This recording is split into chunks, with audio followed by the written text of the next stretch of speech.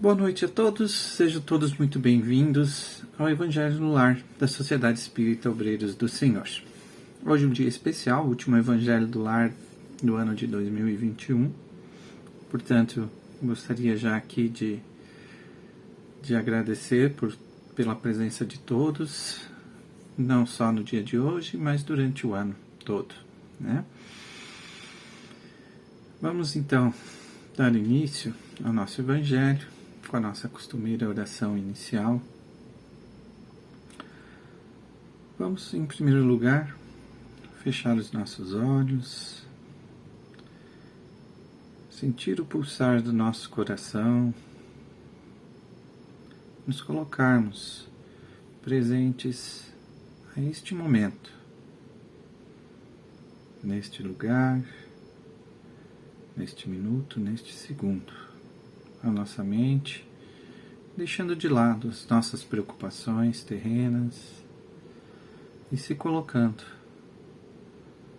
à disposição da espiritualidade amiga, dos nossos espíritos familiares, para receber as boas intuições para este momento, para que a gente possa não só agradecer pelo ano que tivemos, mas também refletir sobre as mudanças necessárias para o próximo ano.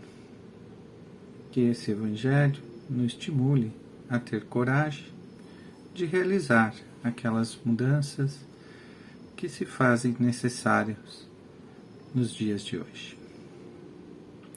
No último Evangelho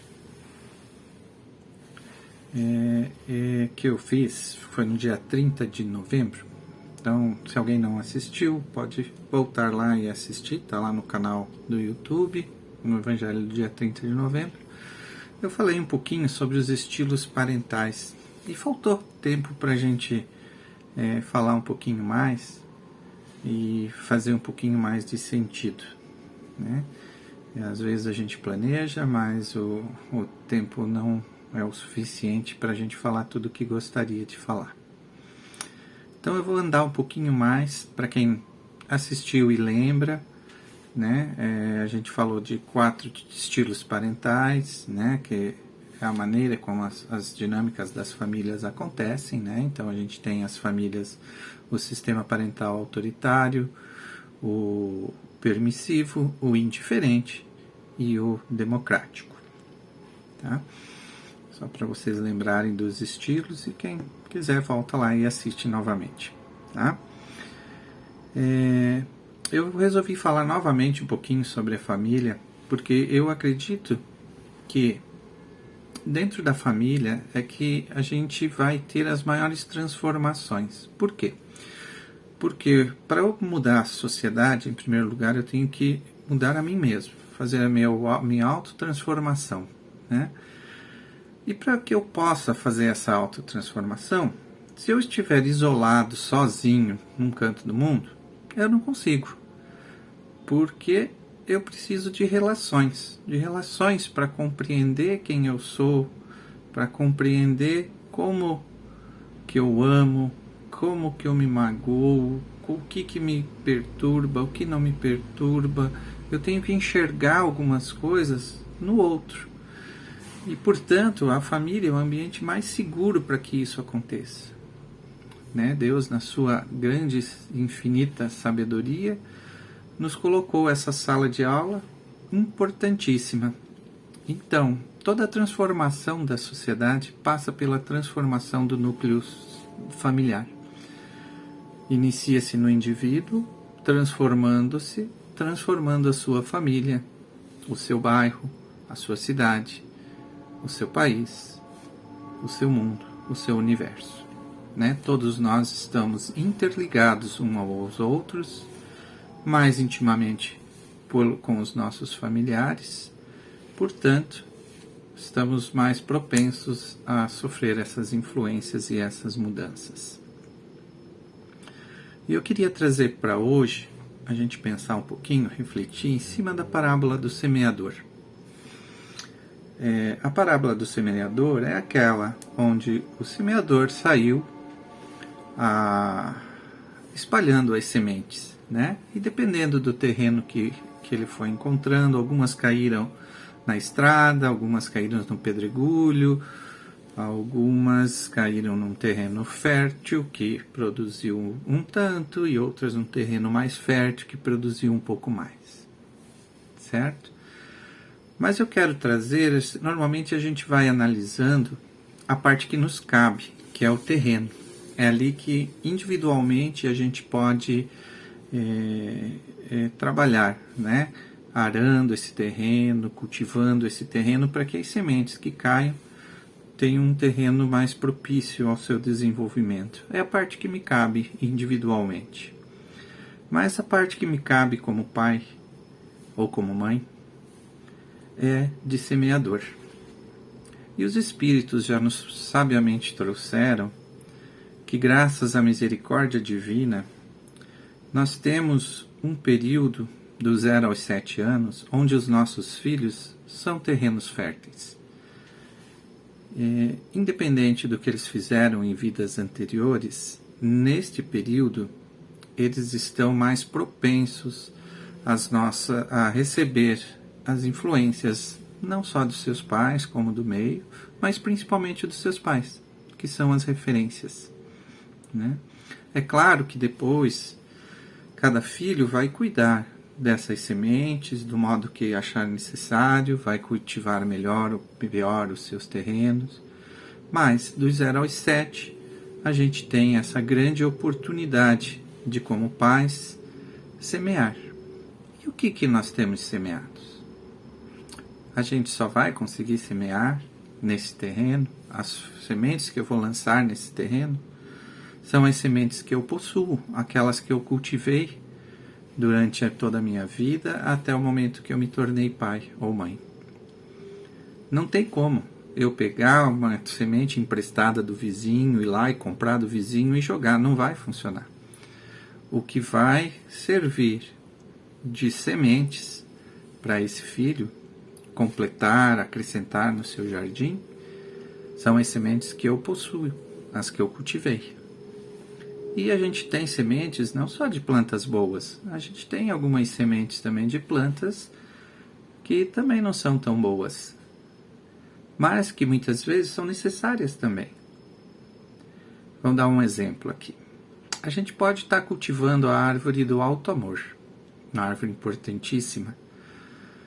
Só que muitas vezes as pessoas que são amorosas demais, elas pode acontecer que outras pessoas comecem a se beneficiar mais do que devem dessa amorosidade. E aí a gente precisa de uma plantinha que vai proteger, um pouquinho de agressividade para determinar qual que é o meu espaço, que a pessoa está querendo mais do que eu posso dar. Então, vocês vejam que uma planta, às vezes, que pode ser considerada até uma erva daninha, a agressividade, ela tem a sua serventia. É um conceito da permacultura, onde uma planta auxilia a outra a se desenvolver, protegendo de insetos, dos seus de pulgões, de pragas que possam destruir essa planta, né? Então uma outra planta protege a que precisa crescer. É um conceito da permacultura e eu acho que cabe aqui a gente utilizar com os nossos filhos também, porque a gente vai dar tudo que tem, todas as nossas sementes. E aí, claro, cabe aos nossos filhos verem o que vão fazer à medida que essas sementes vão eclodindo, vão crescendo as árvores, né? Quais ele vai adubar, quais ele vai irrigar, quais ele vai ter necessidade, às vezes, de tirar, qual fruto ele vai achar para ele saboroso, outro fruto não. Só que é importante lembrar que Jesus também nos traz a importância de honrarmos nossos pais, de sermos gratos aos nossos pais. Portanto, quando eu for fazer essa seleção de árvores, de frutos, de plantas, eu tenho que utilizar da amorosidade. Porque se eu arrancar com violência isso de mim, eu vou deixar uma ferida no solo, que muitas vezes eu não vou conseguir plantar nada naquele lugar. Às vezes a gente arranca com violência, faz um baita de um buraco e vai ter mais dificuldade, eu vou ter que pegar a terra de outro lugar, eu vou ter muito mais trabalho. Ao passo que se eu arrancar, às vezes com amorosidade, ou muitas vezes simplesmente deixar de irrigar para que ela morra ali mesmo e se torne substrato, adubo para as outras plantas que eu tenho, né? Para as outras virtudes que eu trago.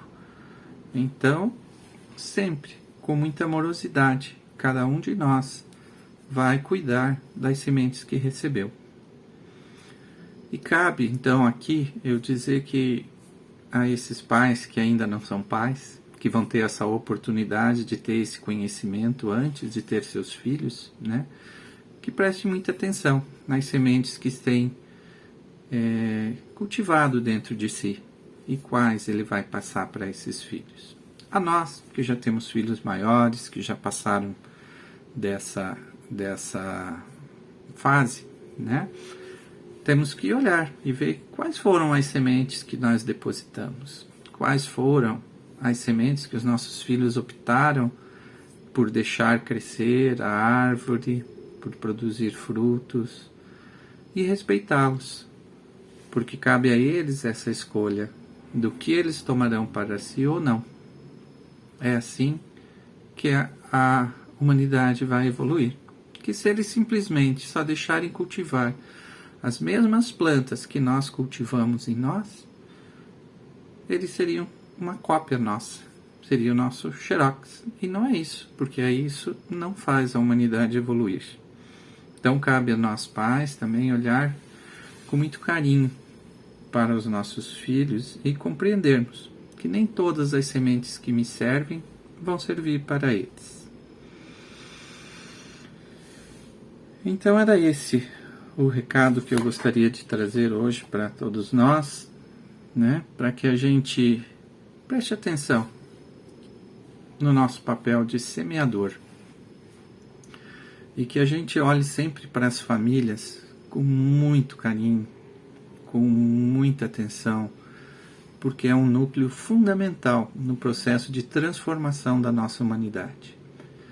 Nós temos que resgatar, em primeiro lugar, a nossa família e, sempre que possível, ajudarmos no resgate daquelas famílias que nos cercam, dos nossos amigos, dos nossos vizinhos, de todas as pessoas que a gente tem uma relação. A gente sempre tem que procurar ajudar, que essas famílias a cada dia tenham valores melhores, a cada dia nós tenhamos mais famílias democráticas, mais famílias voltadas ao bem, à caridade, aos valores realmente importantes, mais afastadas do materialismo, mais próximas da espiritualidade.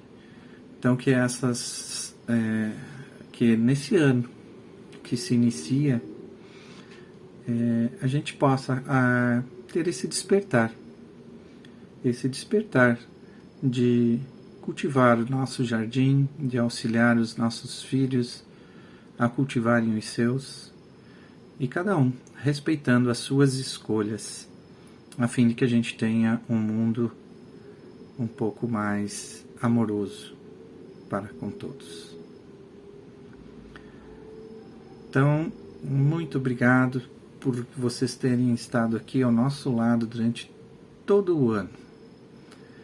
Que esse ano de 2022 traga a todos nós mais paz, mais sabedoria e, acima de tudo, que a gente tenha a coragem de realizar aquelas transformações que são necessárias.